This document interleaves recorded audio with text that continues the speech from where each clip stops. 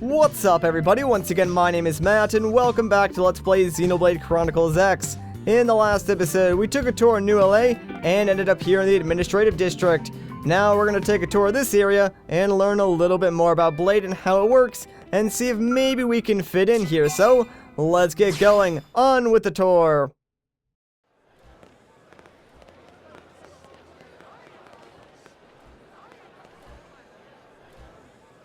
You know, it's not every day we're authorized to let a civilian tour the administrative district.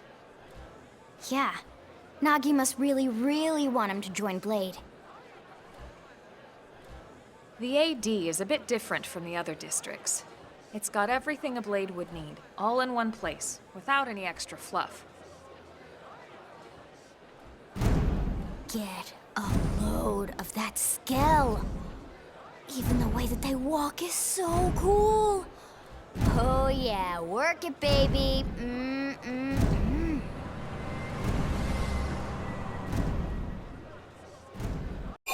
Alright, so we can ask what a Skell is, but clearly it's a giant robot, or we could geek out and look longingly at the Skell. That's totally what I would do, so we're gonna geek out. Now this guy gets it. Aren't they just the coolest? Just everything about them. The lasers, the force fields, the bipedal and vehicular transformations. You ever have that dream where you're inside one and it's just transforming over and over and over? Yeah, you know what I'm talking about. Actually, I don't normally show this to people, but I've been working on some Skell fanfiction. Hold on, I'll just pull it up here 1 sec. Lynn? Oh, right. Sorry. Originally, Skells were developed as a defensive measure to counter potential alien threats. It wasn't enough to save Earth, though. We were outnumbered and outgunned. Still, just look around you. New LA has gone from basically nothing to this in just 2 short months. We could never have come so far so fast without Skell technology. I'd love to get you into one to see for yourself, but it's not that simple. Well, yeah, duh. For one thing, only Blades are allowed to pilot Skells. And even then, you need a license. These aren't toys we're talking about. They're complex machines with powerful weapons. And they're a precious resource. We only have so many of them to go around. So yes, as you might imagine, the certification process is a fairly rigorous one. I'm sure you're thinking, where do I sign up for the test? But it's not that simple. They choose you, not the other way around. You can't just walk in the front door and volunteer. There is some criteria. The details are largely hidden, but basically, HQ only allows the cream of the crop to take the test. Blades who go above and beyond in their duties, and for the people of New LA in general. So what do you say? If you become a Blade and work hard, I'm sure it'll only be a matter of time before they tap you on the shoulder. Speaking of work, that reminds me. Why don't we check out the mission control board first? That's where we take on our assignments. Good call. Let's head on over. Aw man, I don't know about you guys, I kinda wanted to read Lynn's Skell fanfiction. Sounded interesting. Alright though, looks like we gotta head over here to Mission Control, that way we can see, you know, how exactly the Blade members operate and choose their missions. So this is Mission Control. We don't have a dispatch system yet, so Blades usually choose their own assignments. Everyone comes here and selects from the missions available on the board. And it's not just official Blade tasks. Anyone with a request is free to post here. Businesses, citizens, whoever. Yeah, it's basically how anything gets done in New LA, so the board is constantly updating. Just about every Blade will stop by here at some point in their shift. It's like our second home. You'll always find a number of Blades around here, blowing off steam or browsing mission control for their next assignment.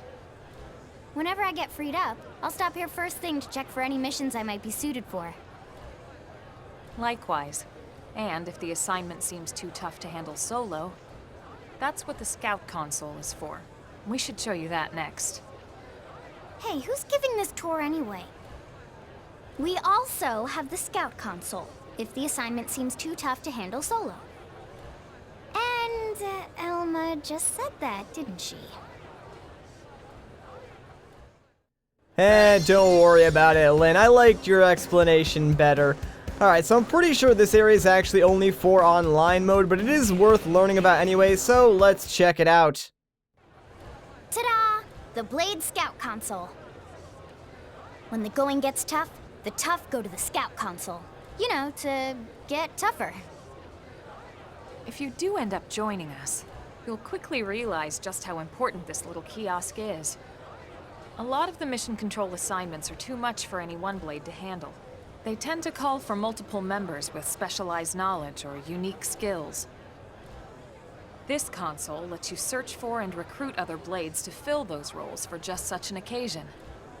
You can't spell blade without team. Sorta. Anyway, awesome, right? So, you're ready to join up? Hang on, Lynn. Take it easy, would you? What? I'm just saying you'd have to be some kind of an idiot not to want to join Blade. Or maybe a crazy person. Oh, and here I thought you might be pressuring our guest. Apology accepted. Now, how about a little shopping? And I'm not talking about the stuff over in the commercial district. I'm talking about Armory Alley. Well, I don't want to be an idiot or a crazy person, but I do want to check out Armory Alley. We're going to be spending a lot of time here getting weapons, upgrades for our different gear, and maybe even stuff for our Skell later on in the future, so yeah, this place is pretty awesome. So this street's what we call Armory Alley. Blades can requisition equipment from any of the vendors here. I won't lie, most Blade members face danger on a daily basis. Having the latest gear isn't about impressing your friends. It's a matter of survival. True enough.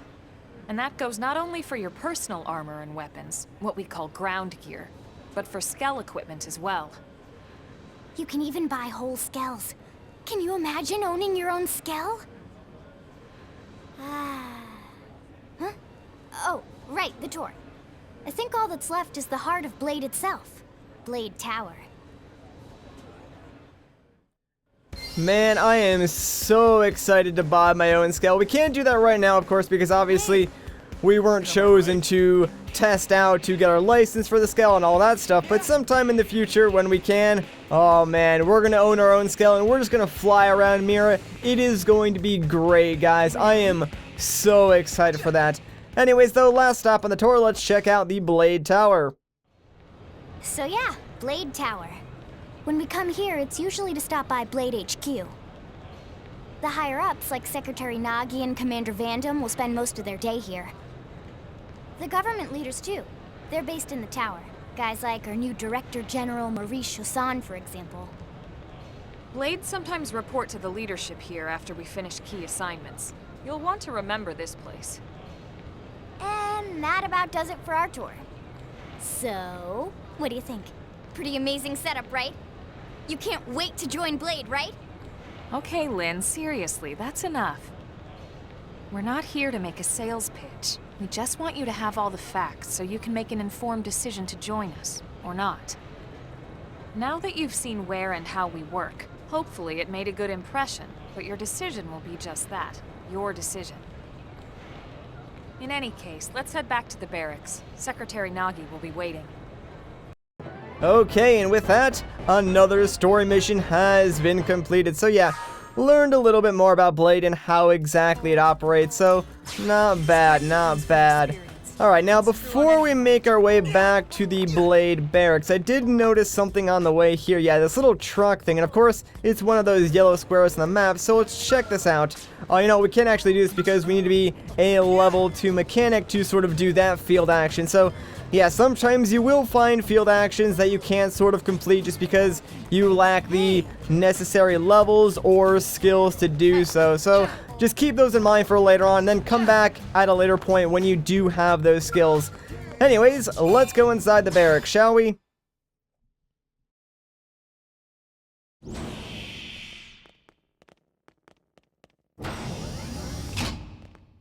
Honey, we're home. Yes, very amusing.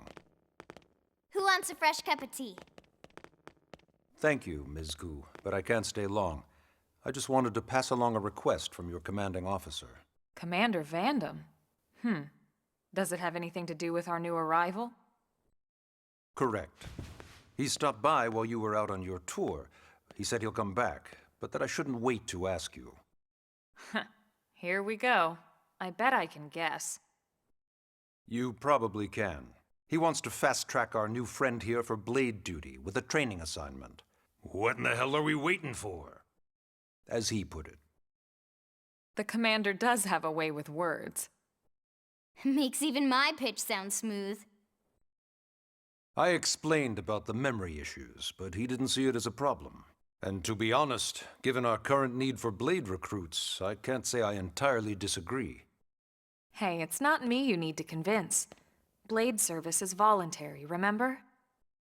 Of course, and I would never force or coerce anyone. Well, friend, what do you say? Can we count on you to do your part?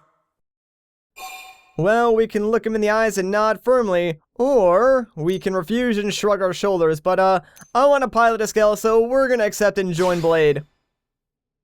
I knew you'd make the right choice. Welcome to the organization.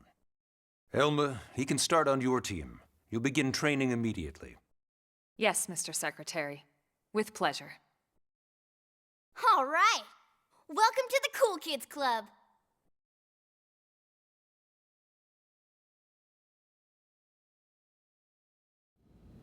Now then, let's discuss that training assignment. We've decided to start you out on a probe installation, just to get your feet wet. I guess we should back up a bit. Here in New LA, we're using a specialized computer system called Frontier Nav to help us deploy a sensor grid across Mira. A network of data probes that allows us to monitor conditions and collect all kinds of information about the planet. Expanding that grid and filling in the blind spots is one of Blade's highest priorities. Here, take a look at this.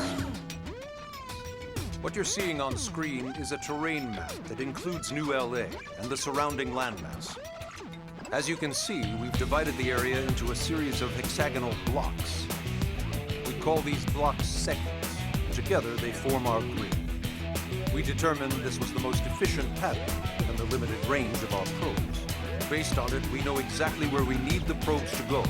Now we just have to install them. The sooner the better, as far as I'm concerned. The Frontier Nav probes can also detect the general locations of living things in the vicinity, which comes in handy if we need to track down a Blade or another citizen. Yes, quite handy indeed. So for this first exercise, you'll be heading here, to that white segment.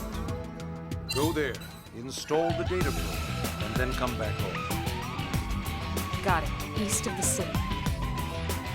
In that case, we can take the East Gate out of the administrative district, right? We should be there in no time. I'll leave the details on the data probe installation procedure to you, Emma. Of course, Mr. Secretary. All right, you two, shall we? Yeah! Training or not, let's go install the hell out of that probe!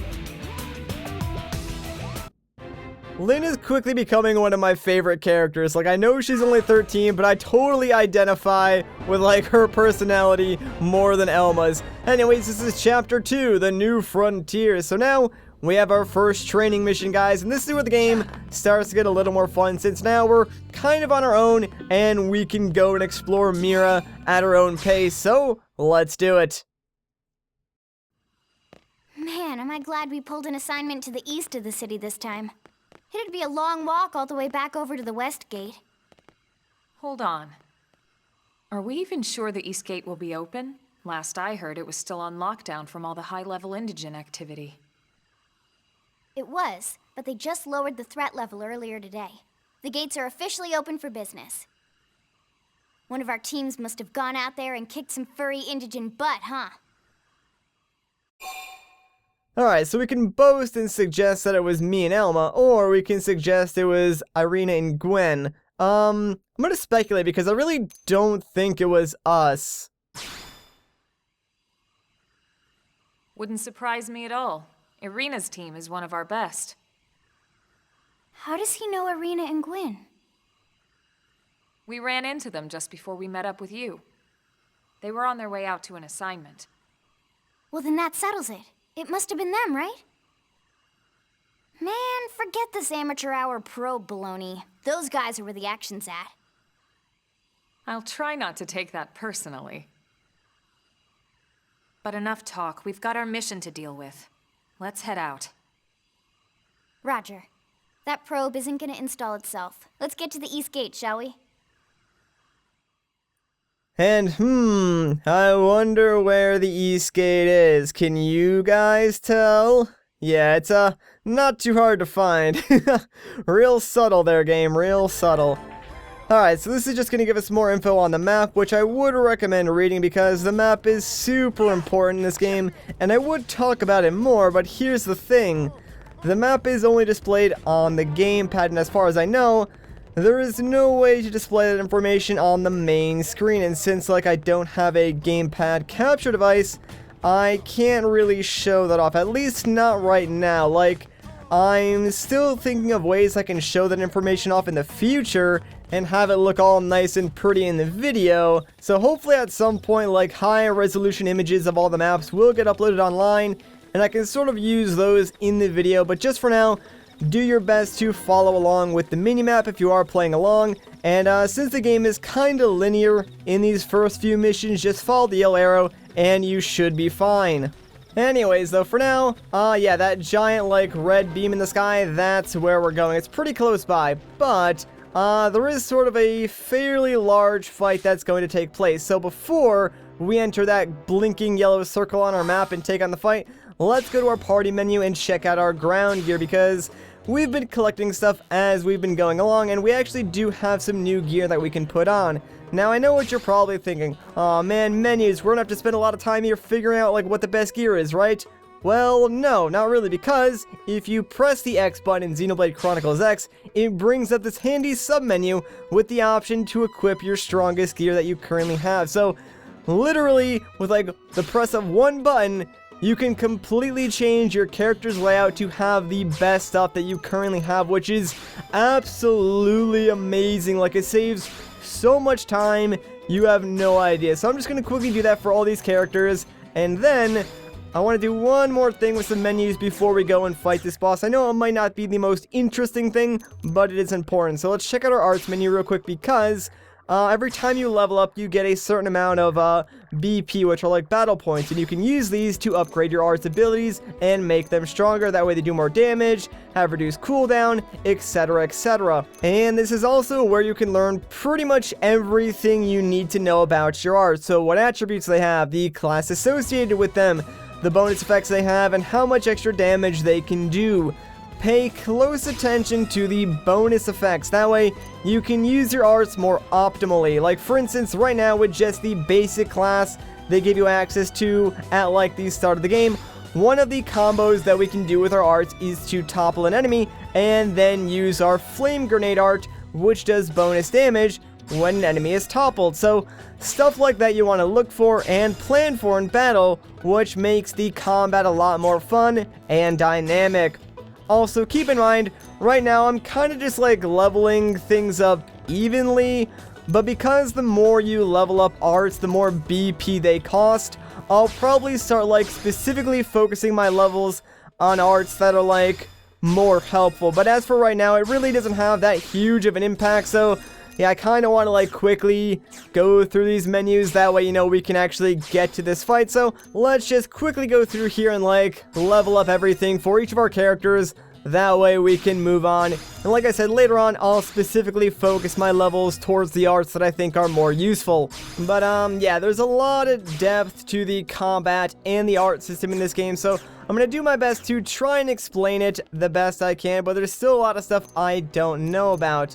For now, though, I think we're about ready to go, so let's head towards the light!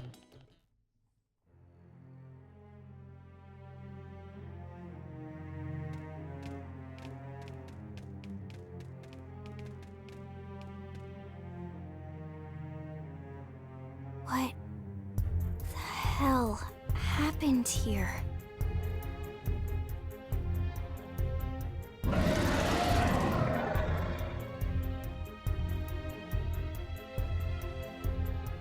You don't think that one Senicula could have killed all these simius? Unless... Unless... what? This is bad. What's bad? I don't follow you. That Senicula. It's a Tyrant. Huh?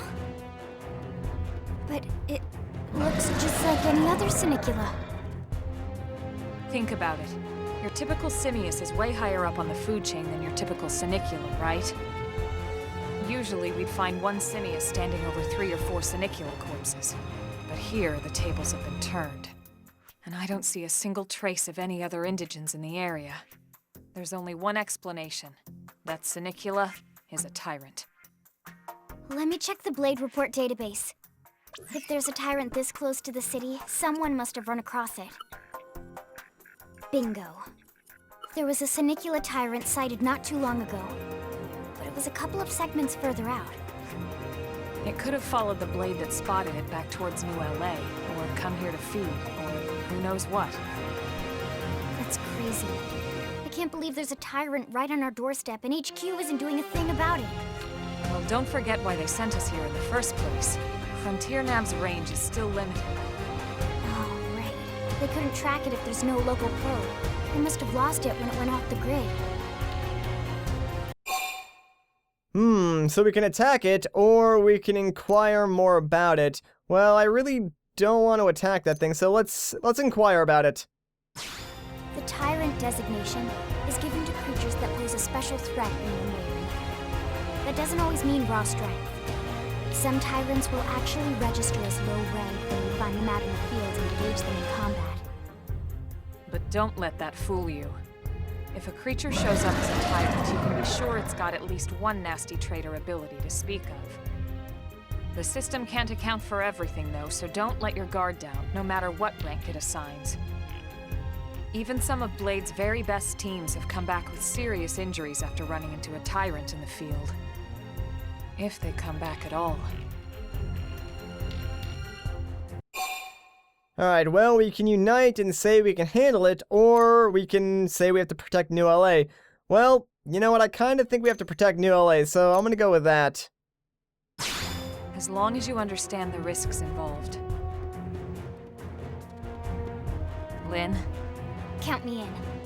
The same goes for everyone in New LA, but if we're gonna settle here on this planet, we're gonna have to get used to dealing with Tyrants now and then. Besides, if I need to, I can always run away while it's busy chewing on one of you guys. Fair enough. But don't push it, okay? Either of you. If we can take it down, great, but if not, even just luring it away would be a moral victory. As long as we buy enough time to install the probe, we can use Frontier Nav to track it, or any other Tyrant that comes this close to the city from now on. Just make sure you're ready before we attack. This'll be tougher than anything else we've faced.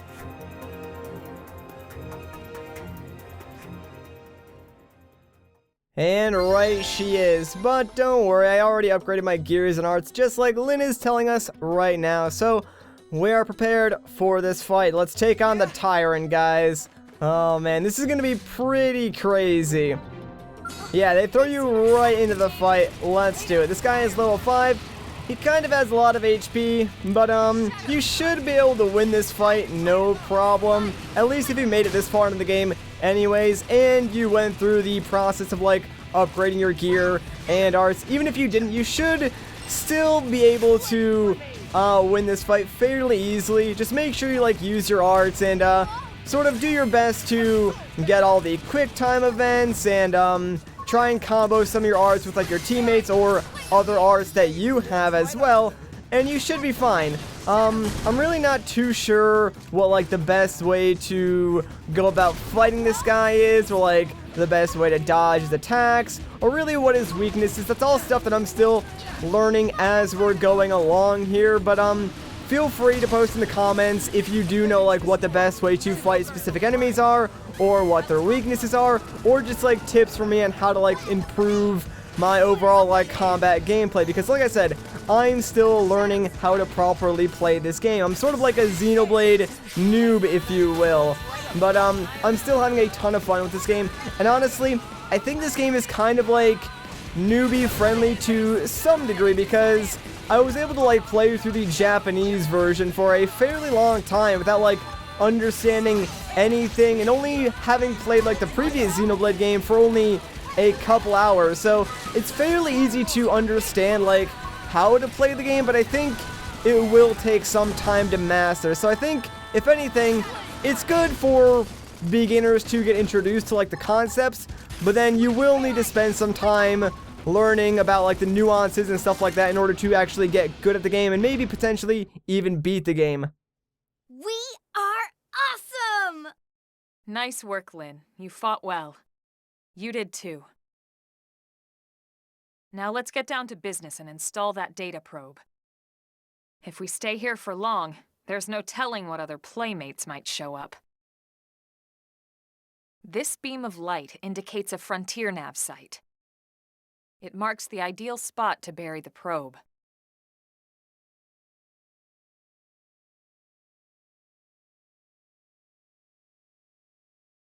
Okay, the probe should be ready for insertion. I'll just boot it up. Thanks, Lynn. The top half of the cylinder contains the probe itself.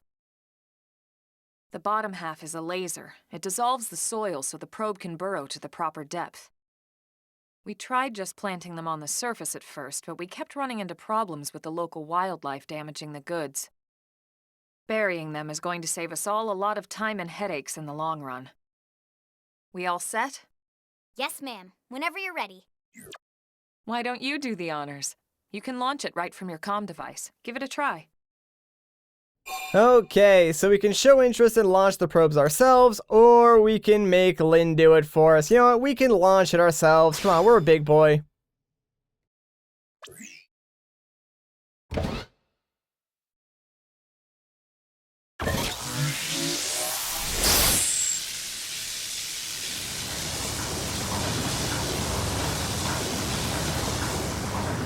Good. Now we just need to give it a minute to reach the target depth.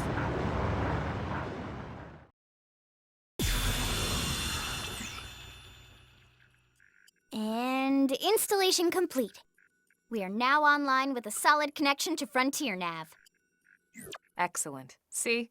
At the end of the day, there's really not much to it.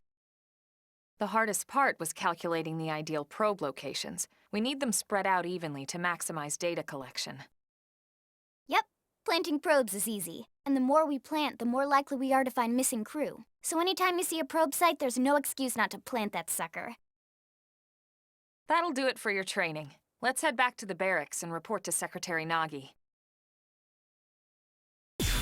Right, so there we go. Probe planted and our training mission has been completed. So there's Lau's advice. He's just telling you that, yeah, you should probably go plant as many probes as possible. And here we have Elma's advice telling us that probably shouldn't fight things that are, like, ridiculously larger than us.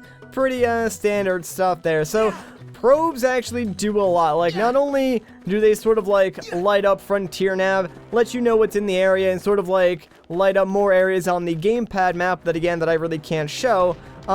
They also can collect resources like money and other materials that you might need to build or create different items, as well as giving you the ability to fast travel. Now, we don't actually have access to fast travel right this instant, but we will get that ability in, like, the next few moments, and then, yeah, you'll be able to fast travel to, like, any probe that you place down and back to New LA. So trust me, anytime you see one of those red lights, you're gonna wanna plant that probe, even if it is just for the fast travel. Like, all the other benefits are really, really nice, but trust me, the fast travel is, like, the best thing ever. It will save you so much time when you're exploring the surface of Mir, because, I mean, we haven't really seen everything yet, but this planet is absolutely massive, so trust me, you want that fast travel point.